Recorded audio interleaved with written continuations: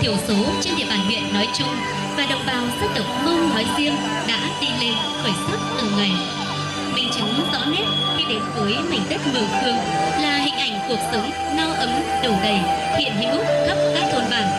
Ngày Tết, ngày hội, những bản làng người Mông rộn rã tiếng nói tiếng cười bởi niềm vui được mùa.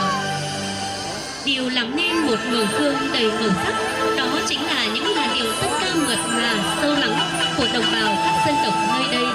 Trong đó dân ca Mông là một nét văn hóa đặc trưng không thể không nhắc tới.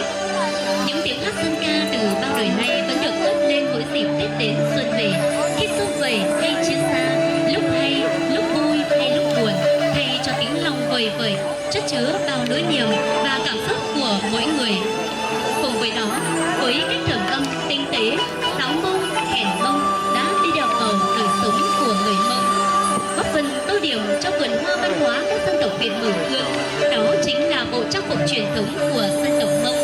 Đây thực sự là một tác phẩm nghệ thuật mà người Mông đã tạo ra với đầy đủ sự khéo léo, tỉ mỉ và tinh tế.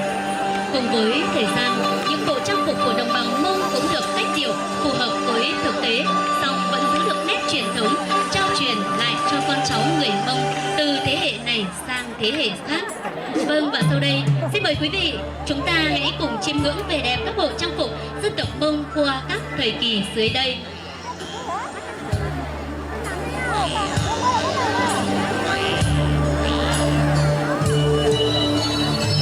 Vâng, và đang bước lên sân khấu là bạn Thanh Mai và bạn Liên Hoan trong trang phục nữ dân tộc Mông truyền thống cổ xưa. Bộ trang phục gồm váy, áo, tấm vải tre phía trước, phía sau, xà cạp, khăn quấn đầu màu đen, áo thêu bằng tay, váy được làm bằng chất liệu sợi lanh, vải được dệt bằng khung cửi. Dù đã qua bao năm tháng, song bộ trang phục cổ truyền của người Mông Mường Khương vẫn có nét đẹp tinh tế, dịu dàng từng đường kim mũi chỉ. Và ở thời kỳ này, phụ nữ Mông không chỉ biết trồng lanh dệt vải mà còn biết thêu ghép vải, in sắc ong với đầy đủ sự khéo léo, tinh tế với các hình thù độc đáo như hình cây thông, hình bông hoa, thể hiện ước nguyện vươn tới cái đẹp của người phụ nữ Mông. Trước khi đi làm dâu, người mẹ tặng cho con gái bộ váy áo coi như của hồi môn, và sau khi về nhà chồng, cô gái lại thêu dệt váy áo để tặng cho mẹ đẻ, mẹ chồng và các em của chồng. Người Mông Mường Khương quan niệm người phụ nữ giàu có là người có nhiều váy áo đẹp nhất. Vâng, và quý vị đang được chiêm ngưỡng bộ trang phục bông hoa ở thời kỳ những năm 90 với sự thể hiện của bạn Mai Nga và bạn Thùy Dung. Với sắc màu rực rỡ, màu chủ đạo của bộ trang phục ở thời kỳ những năm 90 đó chính là màu đỏ, màu xanh, vàng, tím. Áo của người phụ nữ Mông ở huyện Mường Khương là loại áo xẻ nách, cổ cao trên vai và ngực có nẹp thêm vải màu thêu in hoa văn hình xoắn ốc.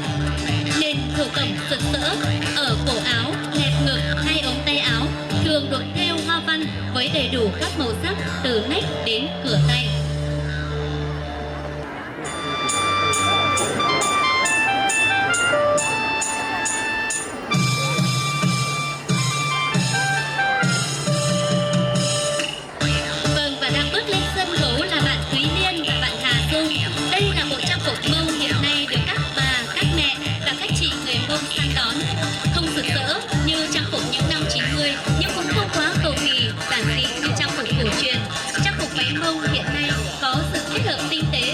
Truyền và hiện đại đã giúp tôn lên dáng vẻ người phụ nữ Mông với sự năng động, sáng tạo, gam màu sang chảnh, đẹp mắt, thu hút ánh nhìn và sự thích thú của người xem.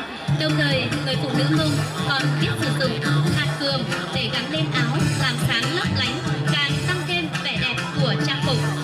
Và dù trải qua bao thế hệ, không có một điều không thay đổi, đó là váy của người phụ nữ Mông đều là váy có nhiều nếp gấp rộng, khi xẻ ra mềm mại như cánh hoa. Phần cả váy được thô xếp lại cho vừa một vòng bụng và có 2 dây để buộc. Vâng, và đang bước lên sân khấu là bạn Quỳnh Hoa và bạn Thanh Huyền. Đây là bộ trang phục Mông được thiết kế cách tân, cầu kỳ, đẹp mắt nhưng mang đậm bản sắc văn hóa dân tộc. Áo được may cách điệu, váy được thiết kế dáng dài, khi mặc tôn lên vẻ đẹp duyên dáng, uyển chuyển của người phụ nữ Mông.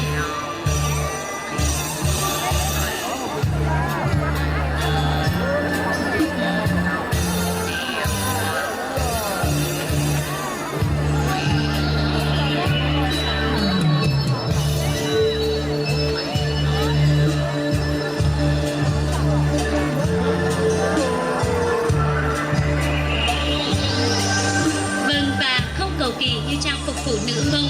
Trang phục của nam giới ở người Mông rất đơn giản, với màu chủ đạo là màu đen nhuộm tràm. Một bộ trang phục gồm áo, quần. Áo của người nam giới là áo loại áo tự thân có 4 túi xẻ ngực, có cúc vải đính theo hẹp ngực, quần kiểu chân què ống rộng.